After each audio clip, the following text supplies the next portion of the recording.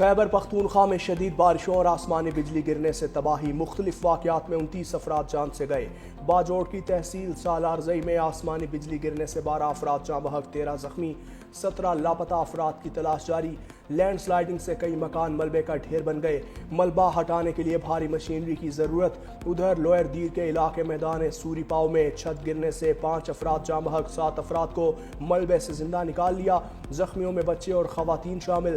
But gram کے علاقے شملائی میں آسمانی بجلی گرنے اور سیلابی ریلے سے 8 مکان مکمل تباہ، 40 افراد ریلے میں بہہ گئے، 10 لاشیں نکال لی گئیں۔ ادھر مانسہرہ میں کار سیلابی ریلے میں بہہ گئی، 2 افراد جاں بحق، 3 جان بچانے میں کامیاب، 1 شخص زخمی ہوا۔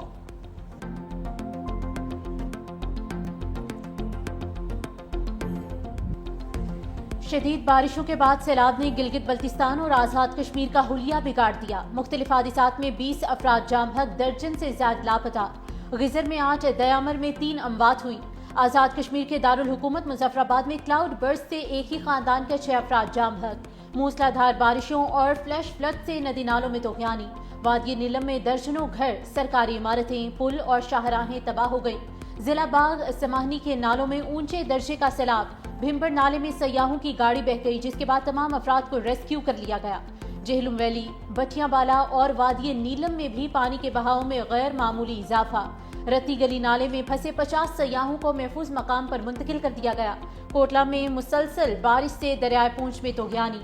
آزاد کشمیر حکومت نے 2 روز کے لیے تعلیمی ادارے بند کر دیے۔ وزیر اعظم آزاد کشمیر چودھری انوار الحق کی زیر صدارت ہنگامی اجلاس۔ دریاؤں کے قریب مقیم آبادی کو محفوظ مقامات پر منتقل کرنے کا فیصلہ۔ بارش سے متاثرہ افراد کو فوری مالی امداد دینے کا بھی اعلان۔ اسلام آباد میں بادل برس پڑے، کہیں بوندا باندی، کہیں موسلا دھار بارش۔ پنجاب بھر میں بھی بارشیں متوقع۔ دوسری جانب قصور کے مقام پر دریائے ستلج میں نچلے درجے کا سیلاب، کئی مقامات سے حفاظتی بند ٹوٹ گئے۔ سیلابی پانی دھوپ سڑی گاؤں بستی سندھیاں والی اور چندہ سنگھ کے گھروں میں داخل۔ عارف والا کے مقام پر بھی دریائے ستلج بے قابو۔ یاسین کے باڑی، قصوریا، ڈھولا کے علاقے میں فصلیں زیر آب۔ دریا کے قریب رہنے والوں کو محفوظ مقامات پر منتقل ہونے کی ہدایت۔ مقبوضہ کشمیر کے ضلع کشتواڑ میں کلاؤڈ برسٹ سے تباہی، 56 افراد ہلاک، 200 لاپتہ ہو گئے۔ مرنے والوں میں 30 سے زائد ہندو یاتری بھی شامل۔ بھارتی میڈیا کے مطابق 40 لاشیں نکال لی گئی۔ امدادی سرگرمیاں جاری، زخمیوں میں 30 کی حالت نازک۔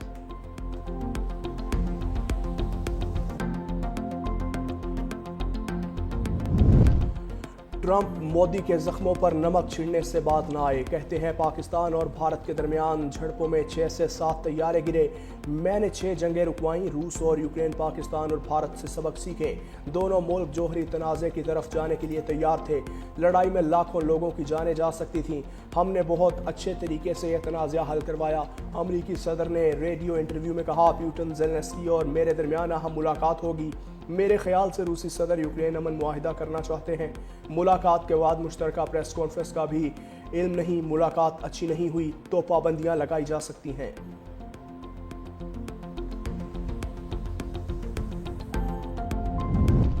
صدر ٹرمپ اور روسی ہم منصب پیوٹن میں اہم ملاقات آج الاسکا میں ہوگی۔ 2021 کے بعد امریکہ اور روس کے صدور میں پہلی براہ راست ملاقات میں یوکرین جنگ سمیت اہم امور پر بات ہوگی۔ امریکی وزیر خزانہ کہتے ہیں کہ اگر ٹرمپ پیوٹن مذاکرات ناکام ہوئے تو بھارت بھی شکنجے میں آئے گا۔ 27 اگست سے بھارت پر تاریخ کا سب سے بھاری امریکی ٹیرف لاگو ہوگا۔ امریکہ روسی تیل خریدنے پر بھارت پر پہلے ہی 50% ٹیرف نافذ کر چکا ہے۔ بھارت کی ہٹ دھرمی برقرار، سنتاس معاہدے پر عالمی ثالثی عدالت کا پاکستان کے حق میں فیصلہ ماننے سے انکار کر دیا۔ عالمی ثالثی عدالت نے کہا تھا کہ بھارت سنتاس معاہدے کے تحت مغربی دریاؤں کا پانی پاکستان کے لیے چھوڑنے کا پابند ہے۔ بھارت نے فیصلے پر رد عمل میں کہا کہ عالمی ثالثی عدالت کو اس مسئلے پر فیصلہ سنانے کا اختیار نہیں۔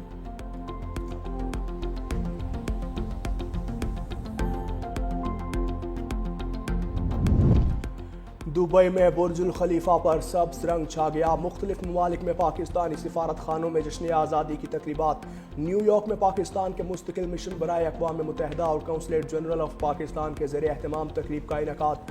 پاکستان کے مستقل مندوب برائے اقوام متحدہ عاصم افتخار احمد، قونصل جنرل عامر احمد توزئی، پاکستان کے نائب مستقل مندوب سفیر عثمان جدون اور مشن کونسلیٹ کے افسران اور عملے نے شرکت کی۔ Saudi Arab, Abu Dhabi, London, Germany, Paris, Italy, Australia اور بیجنگ میں بھی یوم آزادی کے حوالے سے تقاریب، جشن آزادی کے کیک بھی کاٹے گئے۔ وطن عزیز کی ترقی اور خوشحالی کے لیے خصوصی دعائیں مانگی گئیں۔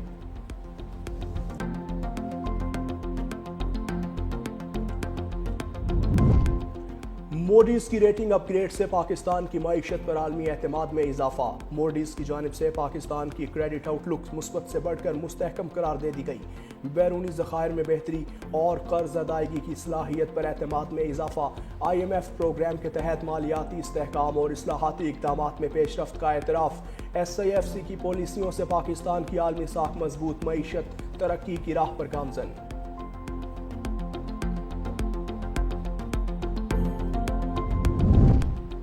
وزیر اعلیٰ پنجاب مریم نواز جاپان کے 5 روزہ دورے پر روانہ، ٹوکیو، اوساکا اور یاکوہاما کے دورے کریں گی۔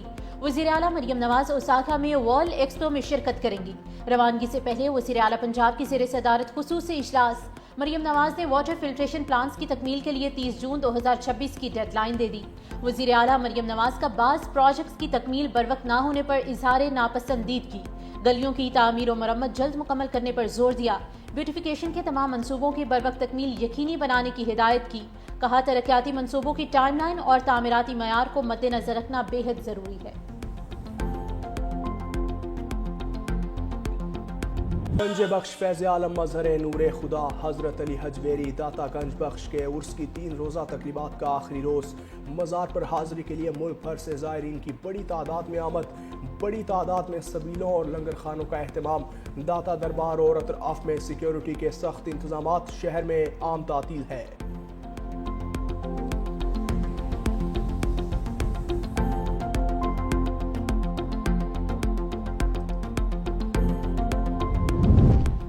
حضرت امام حسین اور جانثاروں کے چہلم کے موقع پر ملک بھر میں ماتمی فضا۔ شہدائے کربلا کے چہلم کی مناسبت سے لاہور، کراچی، پشاور سمیت شہر شہر ماتمی جلوسوں کا اہتمام۔ کراچی میں ماتمی جلوس مقررہ راستوں سے ہوتا ہوا نشتر پارک پہنچے گا، جہاں مجلس بھی برپا ہوگی۔ لاہور کی حویلی الف شاہ سے برآمد ہونے والا جلوس کربلا گاہ میں شاہ پہنچ کر اختتام پذیر ہوگا۔ تمام چھوٹے بڑے شہروں میں بھی ماتمی جلوس مقررہ راستوں پر رواں دواں، سیکیورٹی کے سخت انتظامات، عزاداروں کے لیے سبیلوں کا بھی انتظام۔ دوسری جانب ٹریفک پولیس کے ناقص انتظامات اور راستوں کی بندش سے شہری پریشان۔